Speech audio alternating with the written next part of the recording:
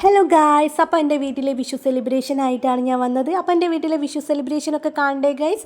വന്നോളൂ. നമുക്ക് ചെറിയ വിഷുവിൻ്റെ വിശേഷങ്ങളാണ് ഫസ്റ്റ് പറയുന്നത്. രണ്ടും കൂടെ ഞാൻ ഒരു വീഡിയോയിലാക്കിയിട്ടുണ്ടായിരുന്നു. അതായത് ചെറിയ വിഷുവിന് കംപ്ലീറ്റ് നോൺ വെജ് ആണ്. Chicken fried rice, chicken 65, mayonnaise, custard, സാദാ ചോറും നല്ല കടുക്ക തേങ്ങ അരച്ച് മാങ്ങയൊക്കെ ഇട്ട് വെച്ച് കറിയില്ലേ ഗൈസ്, നല്ല ടേസ്റ്റാണ്. അതും കൂടെ ഉണ്ടായിരുന്നു അതിൻ്റെ കൂടെ. അതിന് കഴിഞ്ഞ് ചൂരമീനുണ്ട്, പേരി, പപ്പടം, അങ്ങനെ എല്ലാം ഉണ്ടായിരുന്നു. അടിപൊളി ടേസ്റ്റ് ആയിരുന്നു കേട്ടോ. അങ്ങനെ എല്ലാ ഇയേഴ്സിലും പോലെ തന്നെ ഇപ്രാവശ്യവും ഞാൻ തന്നെയാണ് വിഷുക്കണി ഒരുക്കിയിട്ടുണ്ടായിരുന്നത്. അടിപൊളി വിഷുക്കണിയാണ്. വിഷുക്കണി കാണണ്ടേ ഗൈസ്?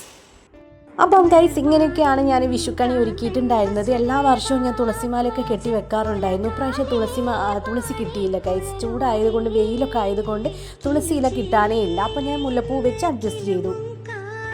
അപ്പോൾ ഗൈസ്, എല്ലാവരും എന്നോട് ചോദിക്കാണ്ട് എന്തിനാണ് കണി വെക്കുന്ന സമയത്ത് എപ്പോഴും രണ്ട് വിഗ്രഹം വെക്കുന്നതെന്ന് ചോദിക്കാറുണ്ട്. രണ്ടും ടെമ്പിളിൽ നിന്ന് സപ്താംഗത്തിന് പൂജിച്ച വിഗ്രഹമാണ് ഗൈസ്. അതിലൊന്ന് എനിക്ക് സപ്താംഗത്തിൻ്റെ അന്ന് ഗിഫ്റ്റ് കിട്ടിയ സമയത്ത് എനിക്ക് അവിടുന്ന് ഗിഫ്റ്റായിട്ട് തന്നതാണ്. ലൈക്ക് അന്ന് മുതൽ എനിക്കതൊരു ഫ്രഷ്യസ് ആയിട്ടാണ് ഞാൻ കൊണ്ട് നടക്കുന്നത് ഗൈസ്. അത്രയും വാല്യുബിളാണ്. രണ്ടും പൂജിച്ച വിഗ്രഹം ആയതുകൊണ്ടാണ് നമ്മൾ അത്രയും വാല്യുബിളായിട്ട് കൊണ്ട് നടക്കുന്നതും അങ്ങനെ വെക്കുന്നതും ഗൈസ്. ലൈക്ക് ഇങ്ങനെ പൂജിച്ച വിഗ്രഹമൊക്കെ വെക്കുന്ന സമയത്ത് നമുക്ക് വീട്ടിൽ കൃഷ്ണ ഭഗവാന്റെ സാന്നിധ്യം ഉണ്ടാവും, ഐശ്വര്യ സമൃദ്ധി ഉണ്ടാവും എന്നൊക്കെയാണ് പറയാറുള്ളത്.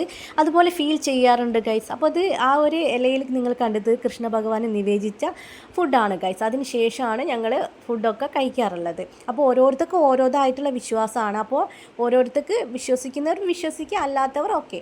അപ്പോൾ ചെറിയ വിഷുവിന് എൻ്റെ വീട്ടിൽ കംപ്ലീറ്റ് നോൺ വെജ് ആണ് ഉണ്ടാക്കാറുള്ളത്. അതെല്ലാ ഇയേഴ്സിലും അങ്ങനെ തന്നെയാണ് കേട്ടോ ഗൈസ് ഉണ്ടാവുക. അപ്പോൾ പിറ്റേ ദിവസം നമ്മൾ വിഷുവിൻ്റെ പ്രധാന ദിവസം അന്ന് കംപ്ലീറ്റ് നോൺ വെജ് ഉണ്ടാവില്ല. വെജിറ്റേറിയൻ ആണ് ഗൈസ്. അച്ചര പിശാച് വന്നതുപോലെ തന്നെ ബാക്കിയുള്ളൊരു പിശാച് വന്നതാണ് ഗൈസ്. അപ്പോൾ സദ്യയുടെ കാര്യം പറയാം. അപ്പോൾ നമുക്ക് 24 ഐറ്റംസ് ഉണ്ടായിരുന്നു. നല്ല ടേസ്റ്റുള്ള സദ്യയായിരുന്നു ഉണ്ടായിരുന്നത്.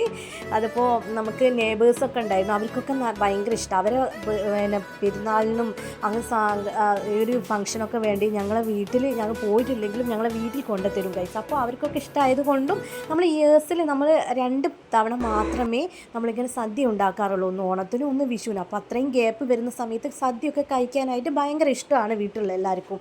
അതുകൊണ്ടാണ് അങ്ങനെ ഉണ്ടാക്കാറുള്ളത്. അപ്പോൾ അത്രയാണ് എൻ്റെ വീട്ടിലെ വിശേഷങ്ങളായിട്ടുള്ളത്. അപ്പോൾ അടുത്ത വീഡിയോ കാണുന്നവരെ bye. Thank you for watching. Thank U.